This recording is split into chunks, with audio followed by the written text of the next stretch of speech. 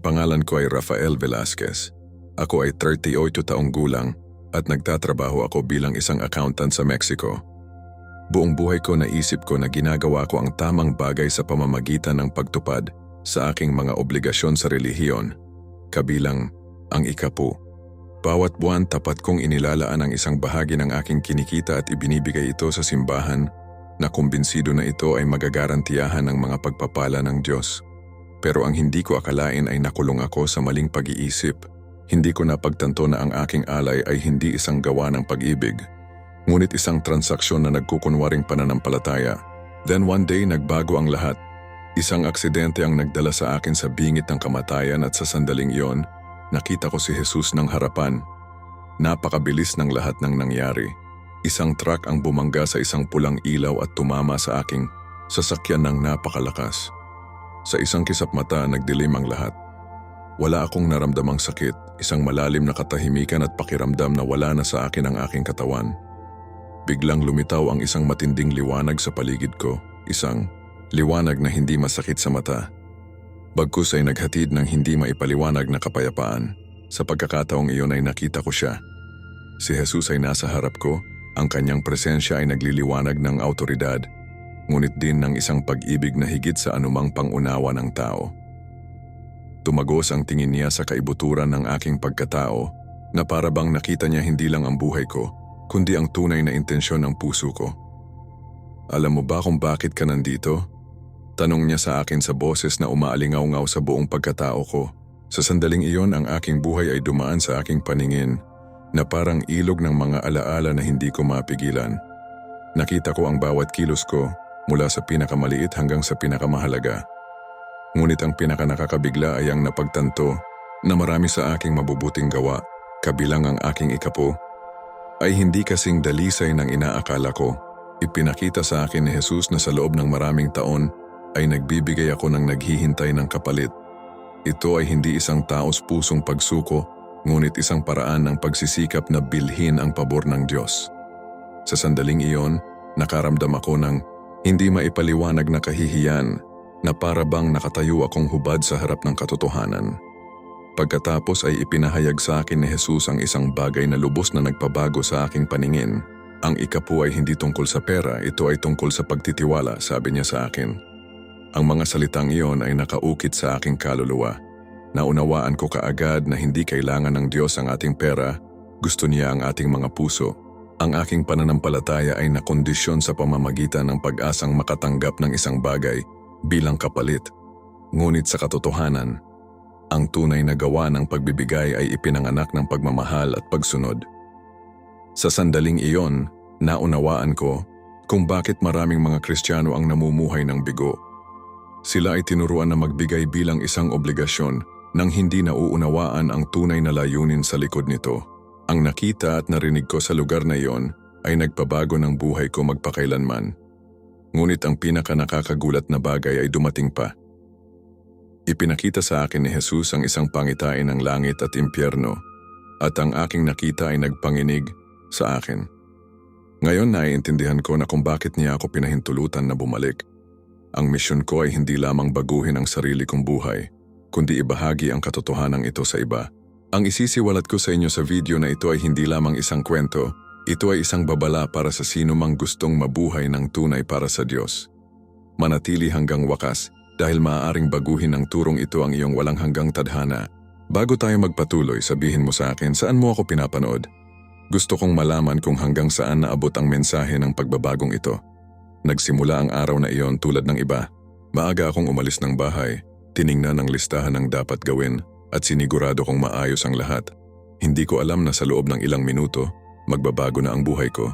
Nagmamaneho ako sa isang avenue na alam kong mabuti nang walang anumang nakikitang pag-aalala nang biglang ang lahat ay naging gulo. Pinaandar ng isang truck ang pulang ilaw ng buong bilis at bago pa ako makapag-react, nakaramdam ako ng malupit na impact. Ang aking sasakyan ay umikot nang wala sa kontrol. Ang tunog ng baluktot na metal at nabasag na salamin ay nakaukit sa aking isipan na parang isang nakakatakot na echo. Nakulong ang katawan ko at sa isang iglap nawala ang sakit at pagkalito. Ang sumunod na nangyari ay isang bagay na halos hindi mailalarawan ng mga salita. Nagdilim ang lahat. Hindi ko maramdaman ang katawan ko, hindi ako makagalaw, pero hindi rin ako natatakot. Tahimik lang, parang huminto ang oras. Pagkatapos, isang liwanag ang lumitaw sa di kalayuan. Ito ay hindi isang ordinaryong ilaw, hindi ito tulad ng araw o isang lampara. Ito ay isang bagay na buhay, mainit dalisay. Binalot ako nito ng buo, ngunit hindi nito ako binulag. Habang papalapit ako, napuno ng hindi maipaliwanag na kapayapaan ang aking pagkatao. Parang lahat ng bigat ng buhay ko ay natanggal at sa unang pagkakataon, naunawaan ko kung ano ang ibig sabihin ng ganap na malaya sa mga alalahanin. Sa sandaling iyon, naunawaan ko na wala na ako sa mundong ito. Nalampasan ko ang isang threshold na hindi ko akalaing mararanasan ko. Bigla ko na lang nakita sa harapan ko na may kamahalan na hindi kayang makuha ng mga salita ng tao. Ay tumayo si Jesus. Ang kanyang presensya ay nagliliwanag hindi lamang ng autoridad, ngunit isang pagmamahal na napakalalim na tumusok sa akin hanggang sa kaibuturan ng aking kaluluwa. Matindi ang kanyang tingin ngunit hindi sa paghatol ngunit sa katotohanan. Sa kanyang presensya, bawat pagpapakita, bawat panlilinlang, bawat argumento ay gumuho. Pakiramdam ko ay hubad ako bago ang katotohanan ng aking sariling pag-iral.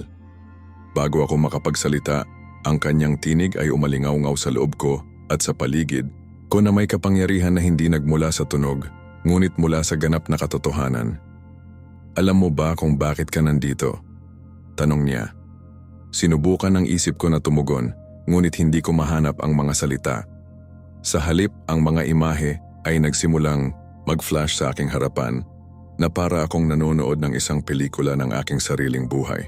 Nakita ko ang bawat mahalagang sandali, bawat desisyon, bawat gawa ng kabaitan at bawat pagkakamali. Nakita ko nang tumulong ako sa iba, nang tapat kong ibigay ang aking ikapu, nang hindi ako nagsisimba. Ngunit ang pinakanagulat sa akin ay hindi ang mga pangyayari mismo, kundi kung ano ang nasa likod nila. Napagtanto ko na marami sa aking mga aksyon ay puno ng pagmamataas. Akala ko sa pamamagitan ng paggawa ng mabuti ay sinisiguro ko ang aking lugar sa langit, ngunit hindi iyon ang nangyari. Nakita ko kung paanong ang aking puso, bagaman relihiyoso, ay hindi ganap na tapat. Nalungkot ako nang makita ang sarili kong refleksyon sa liwanag ng katotohanan. Akala ko ay nabubuhay ako ng tama, ngunit sa sandaling iyon, naunawaan ko na nakikita ng Diyos hindi lamang kung ano ang ginagawa natin, ngunit kung bakit natin ito ginagawa. Ang paghahayag na iyon ay yumanig sa aking kaibuturan. Sa loob ng maraming taon, naniniwala ako na sapat na ang aking panlabas na katapatan. Ngunit ipinakita sa akin ni Jesus na ang tunay na pananampalataya ay hindi nasusukat sa mga ritual, ngunit sa pamamagitan ng pagsuko ng puso. Nadama ko ang pagiging maliit sa kanyang presensya, hindi dahil pinaramdam niya sa akin na hindi ako karapat-dapat, ngunit dahil sa napakadakila ng kanyang pagmamahal na inilantad nito ang bawat sulok ng aking pagkatao. Sa sandaling iyon, alam kung malapit ko nang matuklasan ang isang bagay na magpapabago sa aking buhay magpakailanman, hindi ako dinala ni Jesus dito para lang ipakita sa akin ang aking mga pagkakamali, kundi para ihayag sa akin ang isang katotohanan na kakaunti lang ang nakakaunawa. At ang sumunod na sinabi niya ay nagpayanig sa lahat ng inaakala kong alam ko tungkol sa ikapu. Tumingin sa akin si Jesus nang may tindi na tumusok sa aking kaluluwa. Ito ay hindi isang hitsura ng paghatol, ngunit ng ganap na katotohanan. Sa kanyang presensya, walang puwang para sa mga dahilan, katwiran o pagpapakita. Lahat ng naisip ko ay alam ko tungkol sa aking pananampalataya, aking buhay, at aking mga aksyon ay gumuho bago ang kadalisayan ng kanyang liwanag. Alam mo ba kung bakit ka nandito? Tanong niya ulit, hindi lang sa pandinig ko ang boses niya, kundi sa loob ng pagkatao ko. Gusto ko sanang sumagot pero ang mga salita ay nakabara sa aking lalamunan. Sa halip, isang pangitain ang bumungad sa aking harapan. Ito ay hindi isang ordinaryong alaala, ngunit isang malalim na paghahayag ng aking sariling pag-iral. Nakita ko ang aking buhay na hindi ko pa nakita noon, na para bang ang bawat kilos, bawat salita, at bawat pag-iisip ay ipinahayag ng may malinaw na imposibleng baliwalain. Ang pinakamahalagang sandali ng aking kasaysayan ay lumipas sa aking mga mata. Nakita ko ito noong bata pa ako at narinig ko ang mga tao na nagsasalita tungkol sa Diyos ng may paghanga, Nang magpasya akong ibigay ang aking buhay kay Jesus at nang simulan kong ipamuhay ang aking pananampalataya ng may debosyon, ngunit nakita ko rin ang hindi ko gustong aminin.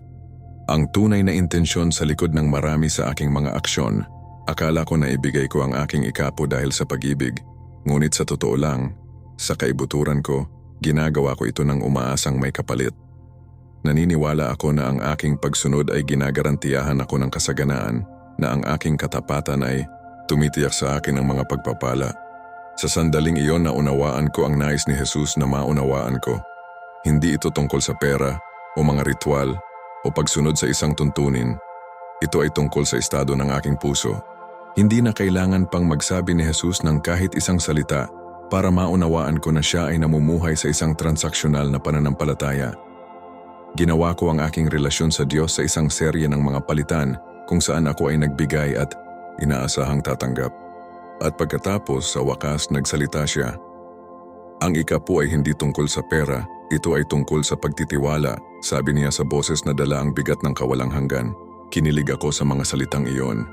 Ilang beses na akong nakarinig ng mga sermon tungkol sa ikapo, ngunit hindi ko naintindihan ang tunay na layunin nito. Sa sandaling iyon, pakiramdam ko lahat ng naisip ko, na alam ko tungkol sa pananampalataya, ay muling tinukoy. Ito ay hindi tungkol sa kung gaano ako nagbigay, ngunit kung gaano ako nagtiwala sa Diyos. Ito ay hindi tungkol sa pagsunod sa isang patakaran, ngunit tungkol sa pagsuko ng buong puso ko. Malinaw kong nakita kung paano, sa loob ng maraming taon, naisip ko na pagpapalain ako ng Diyos sa lawak na nagbigay ako ng higit pa. As if kaya kong bilhin ang pabor niya. Ngunit ipinakita sa akin ni Jesus na ang Diyos ay hindi interesado sa ating pera, ngunit sa ating pagsuko. Maraming nagbibigay sa kanilang mga kamay, ngunit hindi sa kanilang mga puso, sabi niya sa akin. At ang mga salitang iyon ang nagpabagsak sa akin.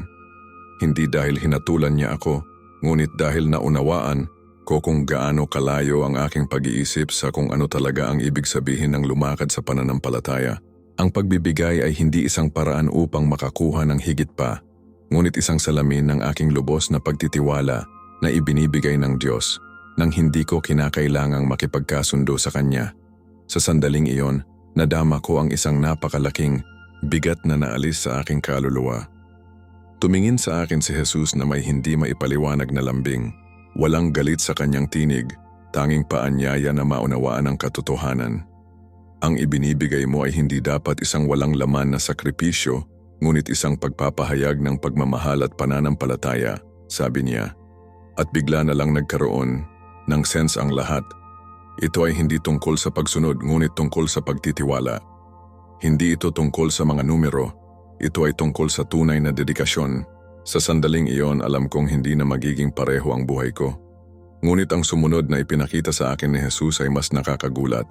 Ito ay humantong sa akin upang makita kung ano ang walang gustong makita, ang katotohanan ng langit at impyerno. At ang nasaksihan ko sa sandaling iyon ay nagpabago sa aking buhay magpakailanman. Nang sabihin ni Jesus ang mga salitang iyon, naramdaman kong may nabasag sa loob ko. Ang ikapo ay hindi tungkol sa pera. Ito ay tungkol sa pagtitiwala. Sabi niya na may autoridad na nagpatigil sa aking paghinga. Sa sandaling iyon, natanto ko na ang aking pananaw sa ikapo ay binaluktot ng mga taon nang hindi nauunawa ang mga turo. Akala ko ay tinutupad ko ang isang banal na utos sa pamamagitan ng pagbibigay ng aking bahagi bawat buwan. Sa paniniwalang sa paggawa nito ay tinitiyak ko ang mga pagpapala at proteksyon. Ngunit ang ipinahayag ni Jesus sa akin ay ganap na naiiba. Ipinakita niya sa akin na ang ikapo ay hindi kailanman idinisenyo bilang isang transaksyon sa pananalapi lamang, ngunit bilang isang pagpapahayag ng ganap na pagbibigay. Ito ay hindi tungkol sa mga numero, ito ay tungkol sa kung ano ang namuno sa aking puso. Sa sandaling iyon, naalala ko ang mga salita sa Malakias 3:10, isang talatang narinig ko ng napakaraming beses. Dalhin ninyo ang lahat ng ika-10 bahagi sa kamalig upang magkaroon ng pagkain sa aking bahay. At subukin ninyo ako ngayon, dito, sabi ng Panginoon ng mga hukbo. Kung hindi ko bubuksan sa inyo ang mga dungawa ng langit at ibubuhos ko sa inyo ang labis na pagpapala na walang sapat na silid upang tanggapin iyon. Ngunit ngayon ay nakita na niya ito ng mga bagong mata. Ito ay hindi isang magic formula upang makatanggap ng higit na kasaganaan, ngunit isang pagsubok ng pananampalataya. Hindi gusto ng Diyos ang ating pera, gusto niya ang ating pagtitiwala. Nais niyang lubos tayong umasa sa Kanya nang walang material na ugnayan, nang walang takot o makasariling inaasahan. Ang ikapu ay, sa esensya, isang kasangkapan upang turuan tayong umasa sa Diyos at hindi sa ating kayamanan. Ipinakita sa akin ni Jesus kung gaano karaming mga tao ang nag-iikapu na may maling motibasyon.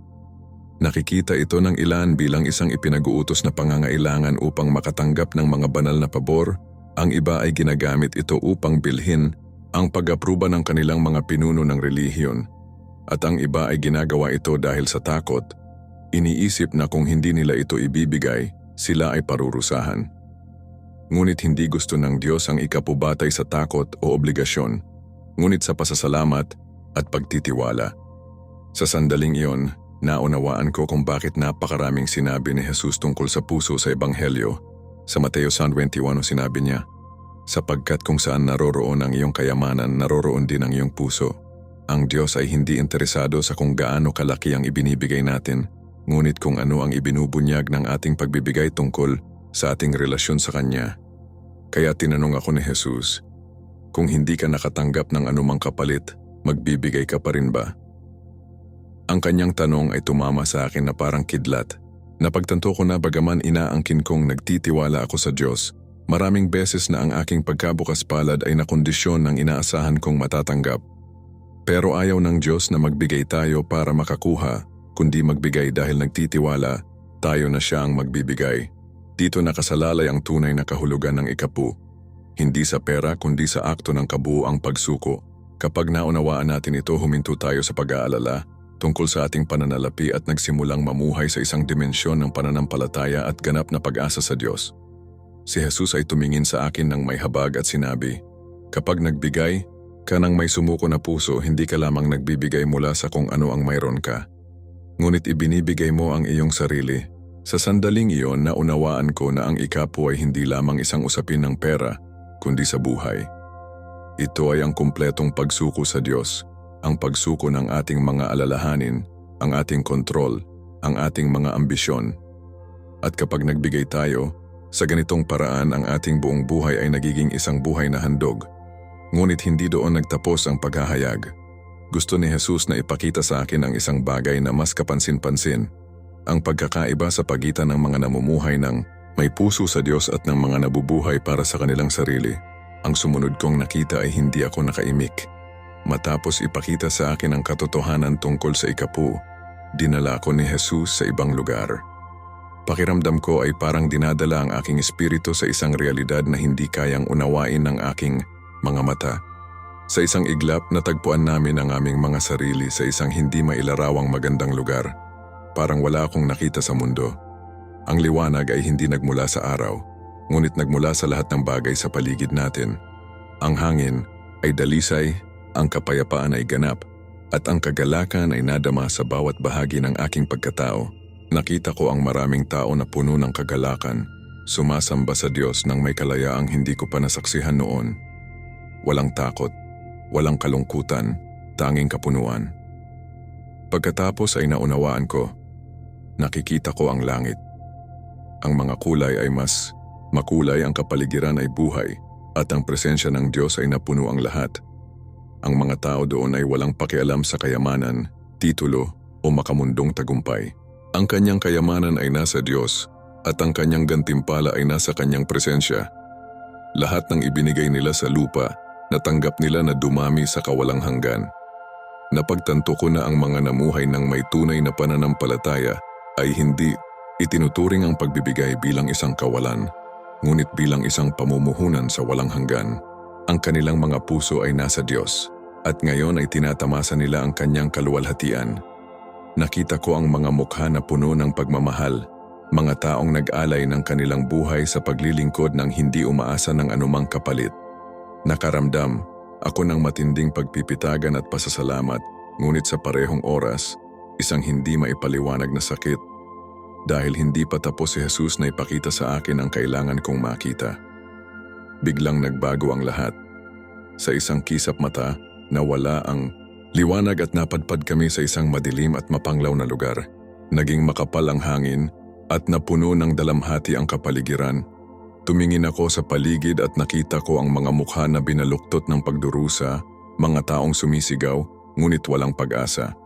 Ang kanyang mga panaghoy ay hindi lamang ng pisikal na sakit kundi ng ganap na kahungkagan ng kabuuang paghihiwalay sa Diyos.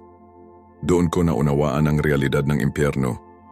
Ito ay hindi lamang isang lugar ng kaparusahan, ngunit ng walang hanggang kawalan ng pag-asa, yaong mga nabuhay para sa kanilang sarili, na gumawa ng pera at kanilang sariling mga pagnanasa bilang kanilang Diyos, ay nasa isang lugar na ngayon kung saan ang presensya ng Diyos ay hindi matagpuan. Si Jesus ay tumingin sa akin na may malalim na kalungkutan at sinabi, siya na nabubuhay para sa kanyang sarili ay umaani ng tadhanang malayo sa akin. Ang kanyang mga salita ay parang isang suntok sa aking kaluluwa. Walang galit sa kanyang tinig, tanging katotohanang hindi maikakaila.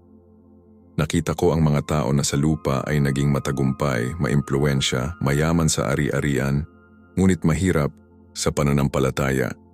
Mga taong nag-ipon ng mga kayamanan ngunit hindi kailanman nakilala ang Diyos. Nakita ko rin ang mga nakipaglaro sa relihiyon na nagbibigay lamang para makatanggap, na ginamit ang pananampalataya bilang paraan para sa kanilang sariling kapakanan. Lahat sila ay may iisang kapalaran, isang kawalang hanggan na walang Diyos. At naunawaan ko na ang pinakamalaking trahedya ay hindi ang apoy o ang pagdurusa, kundi ang walang hanggang paghihiwalay sa Kanya na siyang pinagmumulan ng lahat ng buhay. Gusto kong umiwas, gusto kong hindi na makakita. Ngunit ipinaunawa sa akin ni Jesus na kailangan kong alalahanin ang aking nakikita. Maraming nag-iisip na mayroon silang pananampalataya, ngunit nabubuhay sila para sa kanilang sarili, sabi niya sa akin. Pagkatapos, alam ko na ang pangitain na ito ay hindi lamang para sa akin ngunit upang bigyan ng babala ang iba. Nabubuhay tayo sa isang mundo kung saan ipinangangaral ang ebanghelyo ng kaaliwan, ngunit hindi tayo tinawag ni Jesus sa isang mababaw na pananampalataya. Tinawag niya kami para total surrender. At sa sandaling iyon, tinanong niya ako ng isang tanong na magmarka sa aking kapalaran. Ano ang gagawin mo sa katotohanan ito? Alam kong kailangan kong gumawa ng desisyon at ang desisyong iyon ang tutukuyin sa natitirang bahagi ng aking buhay. Ang mga salita ni Jesus ay patuloy na umaalingaw-ngaw sa loob ko. Ano ang gagawin mo sa katotohanan ito? Naramdaman ko na ang bigat ng tadhana ko sa desisyong iyon. Walang gitnang lupa, walang puwang para sa init. Binibigyan ako ni Jesus ng pangalawang pagkakataon, ngunit kaakibat nito ang napakalaking responsibilidad. Nakita ko sa harap ko ang dalawang malinaw na landas. Ang isa ay magpatuloy tulad ng dati, namumuhay ng may mababaw na pananampalataya, na ginagampanan ang aking mga tungkulin sa relihiyon nang hindi nauunawaan ang tunay na kahulugan nito. Ang isa pa ay ang pagsuko ng buong buo sa Diyos, ang mamuhay hindi dahil sa obligasyon o takot, ngunit may pusong ibinigay at puno ng pagtitiwala. Alam niya na hindi lang ito panandali ang pagpili, kundi isang walang hanggang desisyon. Tiningnan ako ni Jesus ng may pagmamahal, ngunit seryoso rin. Hindi siya naroon para pilitin akong sundan siya, kundi para ipakita sa akin ang katotohanan at payagan akong pumili. Kung pipiliin mong ipagpatuloy ang buhay para sa iyong sarili, tatanggihan mo ang kabuuan ng buhay na mayroon ako para sa iyo, sabi niya. Ang kanyang mga salita ay hindi isang pagbabanta, ngunit isang tunay na babala. Ipinakita niya sa akin kung gaano karaming tao ang gumugugol ng kanilang buhay sa paniniwalang sila ay lumalakad kasama ng Diyos. Ngunit sa katotohanan ay naghahanap lamang sila ng kanilang sariling kapakanan. Napagtanto ko na iyon mismo ang aking ginagawa. Itinuring ko ang Diyos bilang isang sistema ng gantimpala, hindi bilang aking Panginoon. Pagkatapos, isang malalim na paniniwala ang ipinanganak sa loob ko. Hindi ko nais na magpatuloy sa pamumuhay tulad ng dati. Hindi niya nais na manatiling nakulong sa isang pananampalataya, batay sa mga transaksyon at walang laman na pagsunod. Jesus, gusto kong mabuhay para sa iyo, buong pagkatao ko. Sa sandaling iyon, naramdaman kong may humila sa akin pabalik. Para akong binalot ng malakas na hangin at hinigop ang katawan ko pabalik sa realidad. Nararamdaman ko ang aking kaluluwa na hinihila sa aking katawang lupa, ngunit hindi sa takot ngunit sa isang malinaw na misyon.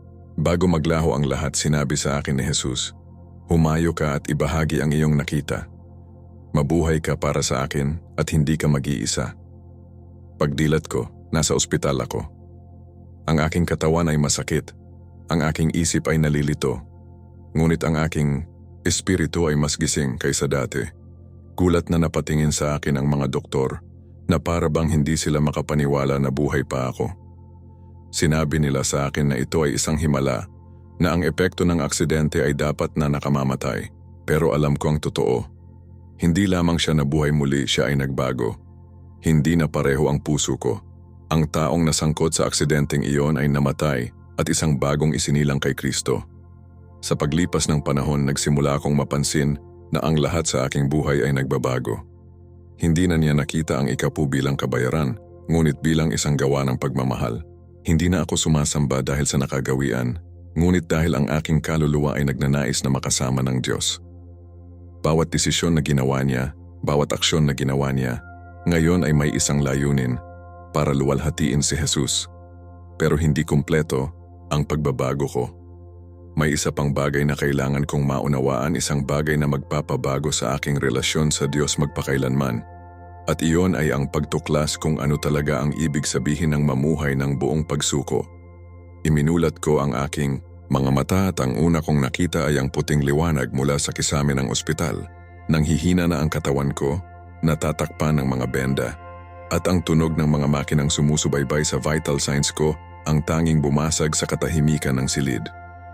Naramdaman ko ang malamig na hangin sa balat ko at saglit na inisip ko kung panaginip lang ba ang lahat ng naranasan ko. Pero hindi.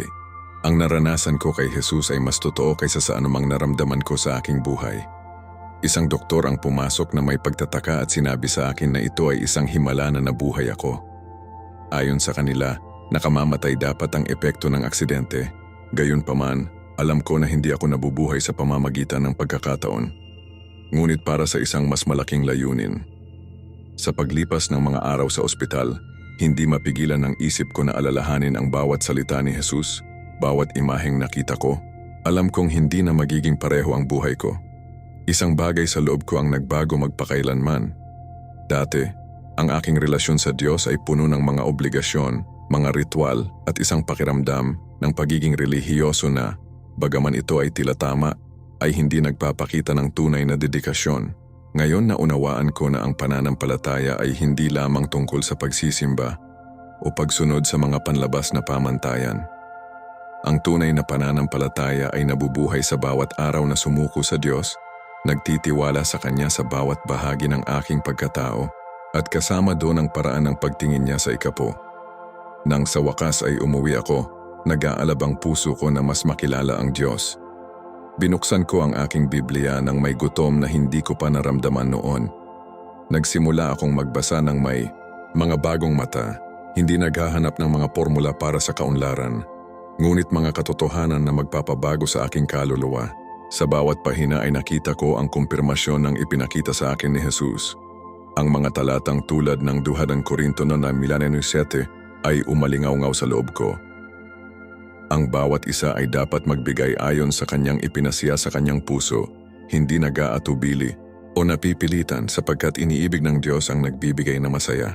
Naunawaan ko na ang Diyos ay hindi interesado sa ating pera, ngunit sa ating kabuuang pagsuko sa Kanya ay nagpasiya akong ganap na baguhin ang paraan ng pamumuhay ko sa aking pananampalataya. Hindi na niya nakita ang ikapu bilang isang kahilingan na ipinataw ng relihiyon, ngunit bilang isang pagpapahayag ng pagmamahal at pasasalamat. Nagsimula akong magbigay hindi lamang sa simbahan, kundi pati na rin sa mga talagang nangangailangan nito. Natutunan ko na ang pagbibigay ay hindi lamang isang usapin ng pera, kundi ng oras, ng tulong, ng paglilingkod. Ito ay hindi tungkol sa pagtugon sa 1%, ngunit tungkol sa pagpapakita ng katangian ni Kristo sa aking paraan ng pamumuhay. At sa bawat hakbang na ginawa ko sa pananampalataya, lalo kong naunawaan na laging ibinibigay ng Diyos na kapag nabubuhay tayo para sa Kanya, hindi tayo nagkukulang ng anuman. Ang aking malapit na kamatayan na karanasan ay hindi lamang isang babala, ngunit isang paanyaya sa isang mas malalim na buhay kasama ang Diyos. Hindi ko na kayang bumalik sa pagiging iisang tao, hindi pagkatapos ng aking nakita at narinig. Alam ko na ngayon na ang bawat araw ay isang pagkakataon na mamuhay ng may layunin, maglingkod sa Diyos ng walang pag-aalinlangan, at ituro sa iba ang ipinakita niya sa akin. At ang pinakanakakagulat na bagay ay ang mapagtanto na ang tunay na pagsamba ay wala sa mga ritual o panlabas na mga tuntunin, kundi sa disposisyon ng puso. Ngunit mayroon pa ring huling hakbang sa aking pagbabago. Kinailangan kong harapin ang maling turong pinaniwalaan ko sa loob ng maraming taon tungkol sa ikapo at magsimulang mamuhay ng may bagong pananaw sa kung ano talaga ang kahulugan ng pagbibigay sa Diyos. Nang magsimula akong mag-aral ng Biblia ng may bagong mga mata, natanto ko na sa loob ng maraming taon ay mali ang pakahulugan ko sa ikapu. Noon pa man ay iniisip ko na ito bilang isang relihiyosong tungkulin, isang obligasyon na kailangan kong gampanan upang manatili sa kalooban ng Diyos. Ngunit pagkatapos ng ipinakita sa akin ni Jesus, naunawaan ko na ang tunay na ikapu ay hindi isang transaksyon, ngunit isang pagkilos ng pagsuko at pagtitiwala.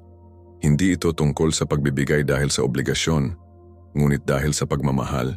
Hindi ito kinakailangan upang makatanggap ng mga pagpapala, ngunit isang pagpapahayag ng tunay na pananampalataya. At nang maunawaan ko ito, naramdaman kong nawala sa puso ko ang isang pasanin na dinadala ko sa loob ng maraming taon. Napagtanto ko na maraming beses tayong nagbibigay dahil nararamdaman natin na ito ay ating responsibilidad, ngunit hindi dahil gusto nating parangalan ang Diyos sa ating buhay. Sa Marcos 12:41-44, binigyan tayo ni Jesus ng malinaw na halimbawa kung ano ang ibig sabihin ng pagbibigay mula sa puso. Habang pinapanood niya ang mga taong naglalagay ng pera sa kabangyaman, nakita niya ang isang mahirap na balo na nagbigay lamang ng 2 barya na maliit ang halaga. Sa mata ng mundo, ang kanyang pag-aalay ay hindi gaanong mahalaga. Ngunit sinabi ni Jesus na siya ay nagbigay ng higit sa lahat ng iba dahil ginawa niya ito ng buong puso nang may lubos na pagtitiwala sa Diyos. Ang kwentong iyon ang nagpaunawa sa akin na ang halaga ng ikapu ay hindi sa halaga, kundi sa layunin kung saan ito ibinigay. Kaya sinimulan kong tingnan ang ikapu sa ibang paraan. Hindi ko na ito nakita bilang isang patakaran na dapat sundin, ngunit bilang isang pagkakataon upang ipakita ang aking pagmamahal at pasasalamat sa Diyos. Napagtanto ko na ang pagbibigay ay hindi lamang tungkol sa pera, kundi sa buhay. Ito ay hindi tungkol sa isang nakapirming porsyento, ngunit tungkol sa laging handang pagpalain ang iba. Nagsimula akong magbigay hindi lamang sa simbahan, kundi pati na rin sa mga nangangailangan, sa mga taong inilagay ng Diyos sa aking landas. Natuklasan ko na ang tunay na pagkabukas palad ay higit pa sa isang bilang. Ito ay salamin ng puso ni Kristo sa atin. Mula sa sandaling iyon, mas lumalim ang aking relasyon sa Diyos. Huminto ako sa pag-aalala tungkol sa kung magkano ang dapat kong ibigay at nagsimulang magtanong kung paano ako mabubuhay sa paraang nagpapakita ng pagkabukas palad ni Jesus. Napagtanto ko na ang tunay na pagsamba ay wala sa mga ritual, kundi sa araw-araw na pagsuko. At habang nagtitiwala ako sa Diyos, mas nakita ko ang kanyang probisyon sa aking buhay. Hindi dahil ako ay nagbabayad upang tumanggap ng mga pagpapala, ngunit dahil pinararangalan ng Diyos ang mga nagtitiwala sa Kanya. Sabi sa Filipos 4:19, ibibigay ng aking Diyos ang lahat ng inyong pangangailangan ayon sa Kanyang kayamanan sa kaluwalhatian kay Kristo Jesus. Kapag namumuhay tayo sa prinsipyong ito, hindi tayo nagkukulang ng anuman. Matapos ang lahat ng naranasan ko, naunawaan ko na ang ikapu ay hindi kinakailangan para pagpalain, ngunit isang pagkakataon na ipakita ang ating pananampalataya at pagmamahal sa Diyos. Ayaw niya ng pera natin, gusto niya ang puso natin. At kapag ibinigay natin ang ating puso sa Kanya, lahat ng iba ay natural na dumadaloy. Ngunit habang tinitingnan ko kung paano itinuturo ang ikapu sa maraming simbahan, natanto ko na may iba pang bagay na kailangan kong tugunan. Maraming beses, ang pagtuturo tungkol sa ikapu ay batay sa obligasyon, hindi sa pagbabago ng puso. At doon ko nalaman na kailangan kong hamunin ang kultura ng ikapu bilang isang ipinataw na pasanin sa halip na isang pagpapahayag ng tunay na pagmamahal. Matapos ang lahat ng ipinakita sa akin ni Jesus, hindi ko na maipagpatuloy ang pagtingin sa ikapu sa parehong paraan. Napagtanto ko na sa maraming simbahan ang pagbibigay ng ikapu ay ipinangangaral bilang isang obligadong pangangailangan na para bang ito ay isang mahigpit na batas na tumutukoy sa katapatan ng isang mananampalataya. Itinuro sa atin na dapat tayong magbigay ng eksaktong porsyento ng ating kita, anuman ang ating kalagayan o kalagayan ng ating mga puso. Ngunit ipinakita sa akin ni Jesus na hindi sinusukat ng Diyos ang ating pangako sa pamamagitan ng mga numero, ngunit sa pamamagitan ng tunay na disposisyon ng ating espiritu. Kaya nagsimula akong magtanong kung bakit tinitingnan ng maraming Kristiyano ang ikapo bilang isang obligasyon at hindi isang pagpapahayag ng pag-ibig. Sa anong punto natin gagawing pasanin ang pagkabukas palad sa halip na isang pagpapala? Ang pinakanakababahala ay, sa maraming kongregasyon, ang ikapo ay naging isang uri ng kontrata sa Diyos. Sinasabi sa atin na kung tayo ay nagbibigay ng tapat, tayo ay pagpapalain, ngunit kung hindi, tayo ay nasa pagsuway at maaaring maparusahan. Ngunit mas mababa ba ang pagmamahal sa atin ng Diyos kung hindi natin maabot ang isang tiyak na porsyento? Ipinakita sa akin ni Jesus na ang tunay na pagsamba ay hindi mekanikal, ngunit kusang loob. Ito ay hindi tungkol sa pagbabayad upang makatanggap, ngunit tungkol sa pagtitiwala at pagbibigay ng may libreng puso. Sa 2 Corinthians 9:7, malinaw na sinabi ni Pablo, ang bawat isa ay dapat magbigay ayon sa ipinasiya niya sa kanyang puso, hindi ng atubili o napipilitan, sapagkat iniibig ng Diyos ang nagbibigay na masaya. Kung mahal ng Diyos ang mga nagbibigay ng may kagalakan, bakit ang ikapo ay ipinangangaral ng labis mula sa isang lugar ng panggigipit at takot? Nakita ko kung paano ginagamit sa ilang simbahan ang ikapo bilang sukatan ng espiritualidad.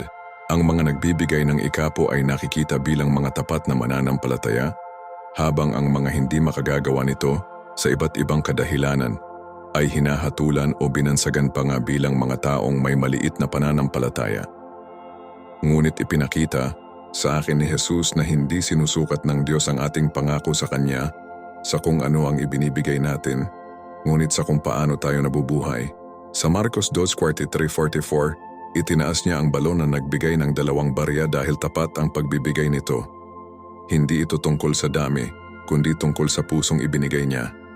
Sa halip, maraming simbahan ang ginawang sukatan ng katapatan ng ikapo na nakakalimutan na ang Diyos ay tumitingin sa puso, hindi sa pocketbook.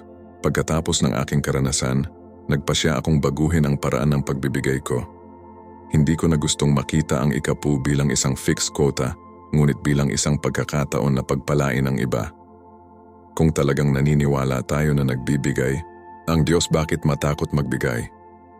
Nagsimula akong direktang tumulong sa mga nangangailangan upang maghasik sa buhay ng mga taong tunay na nahihirapan.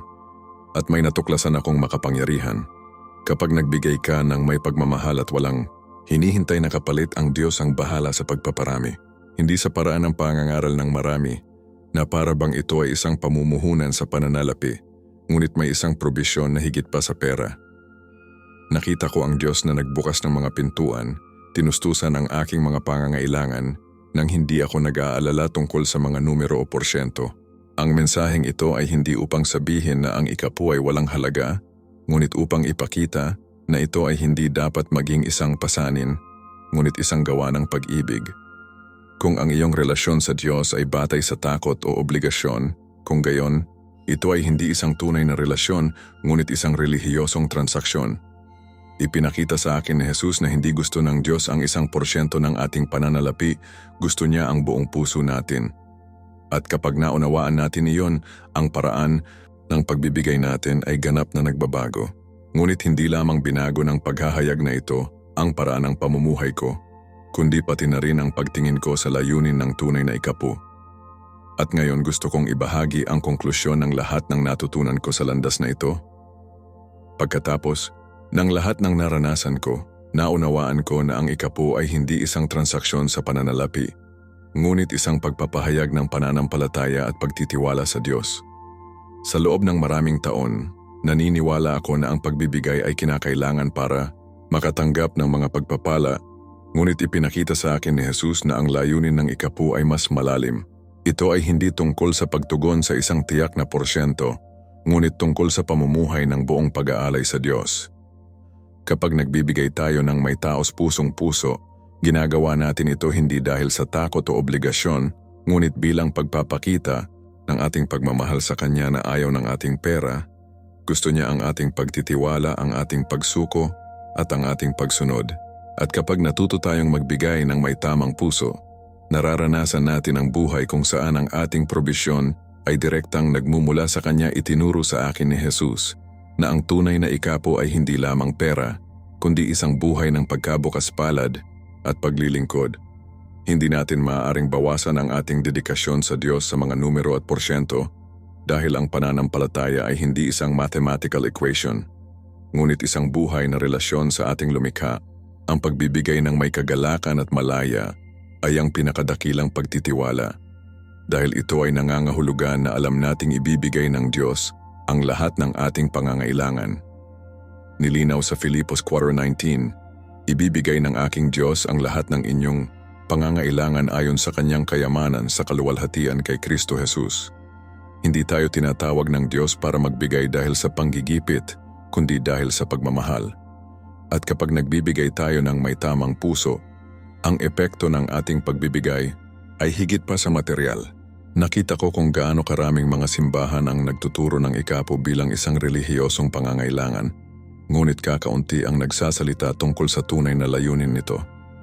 Hindi na natin makikita ang pagbibigay bilang isang simpleng tungkulin, ngunit bilang isang paraan ng pagpapahayag ng ating pananampalataya. Ang pagkabukas palad ay hindi dapat udyukan ng takot, kundi ng kagalakan ng pakikibahagi sa gawain ng Diyos. At kapag naunawaan natin ito, ganap na nagbabago ang ating pananaw. Hindi na tayo nagbibigay ng pag-asa sa isang kapalit, ngunit dahil nagtitiwala tayo na inaalagaan tayo ng Diyos. Ito ay hindi isang obligasyon na ipinataw ng relihiyon, ngunit sa halip ay isang saloobin ng pagsuko. At ang dedikasyon na ito ay hindi lamang nagbabago sa ating buhay, kundi pati na rin sa buhay ng mga nakapaligid sa atin. Ngayon, iba na ang buhay ko. Hindi ko na nakikita ang ikapo bilang isang pasanin, ngunit bilang isang pagkakataon upang ipakita ang aking pagmamahal sa Diyos. Natutunan ko na ang pagbibigay ay hindi lamang isang usapin ng pera, ngunit ng oras, serbisyo at kagustuhan. Araw-araw, naghahanap ako ng mga bagong paraan para pagpalain ng iba, para maghasik sa buhay ng mga talagang nangangailangan nito. At sa bawat pagkilos ng pagkabukas palad, nakikita ko ang Diyos na kumikilos, hindi dahil naghahanap ako ng mga gantimpala kundi dahil ang kanyang kalikasan ay tapat. Hindi na ako nabubuhay sa ilalim ng takot sa pagbibigay o hindi pagbibigay dahil naunawaan ko na hindi sinusukat ng Diyos ang aking relasyon sa Kanya sa bilang, ngunit sa katapatan ng aking puso. Ang tunay na pagsamba ay hindi tungkol sa pagsunod sa mga alituntunin, ngunit tungkol sa pagbibigay ng ating buhay ng lubusan. Ang aking malapit na kamatayan na karanasan ay hindi lamang isang babala, ngunit isang paanyaya na mamuhay ng isang tunay na pananampalataya. Nang walang ugnayang pangrelihiyon o manipulasyon ng tao, ipinakita sa akin ni Jesus ang katotohanan tungkol sa ikapo at kasama nito, binigyan ako ng kalayaang mamuhay para sa Diyos ng walang takot, walang panggigipit at walang kasalanan. Ngayon nagtatanong ako sa iyo, kumusta ang iyong puso sa harap ng Diyos? Nagbibigay ka ba ng may pagmamahal o takot?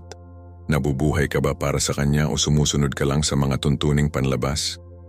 Kung ang patotoong ito ay naantig sa iyong buhay, ito ay dahil gusto ng Diyos na makipag-usap sa iyo. Huwag magpakatatag sa palagi mong itinuturo.